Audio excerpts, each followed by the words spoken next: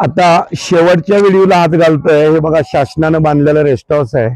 बांधून 5-7 वर्ष झालं, पूर्ण तयार झालं. हे का कोणाला फॉरेस्ट खात्यात नाही, अगदी चालू करायच्या दरम्यान काहीतरी देवीची मान्यता नसेल, माशी शिकली असेल आणि ती बरोबर ब्लॉक झालं. ते आज तागायत कोणी चालूच नाही केलेलं, असंच बाद होऊन चाललंय. आता हे मंदिराचा कळस दाखवा त्यांना पाठीमागचा. हे मंदिर, पाठीमागचा कळस दाखवा मंदिराचा.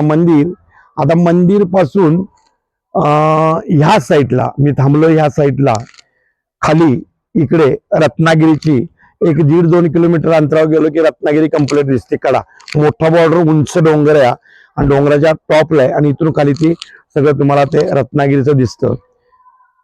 खऱ्या अर्थानं मित्रांनो, ही उदगिरीचं मंदिर, आईचं दर्शन. पण जे काय काम करणारे लोक असतात, मी बघितलं आता चिखल आहे, घाण आहे म्हणून खाली जाऊ शकलो नाही.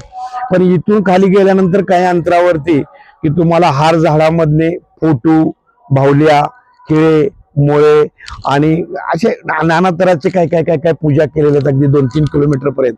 आणि त्या खऱ्या पूजा इथून जंगलात ते लोक करतात. मंदिरात फक्त आईचं आयर माहेर, खालच्या बाजूला काहीतरी यात्रा वित्रा एवढ्या चालतात. पण क्रिटिकल जी पूजा म्हणतात ते इथून पूर्ण खाली ते केल्या गेल्या जातात. मला जाता येत नाहीत, कधीतरी मला चान्स आला तर मी तेही व्हिडिओ करून टाकीन. तर त्या खालच्या बाजूला तिकडं ते प्रकार आहे.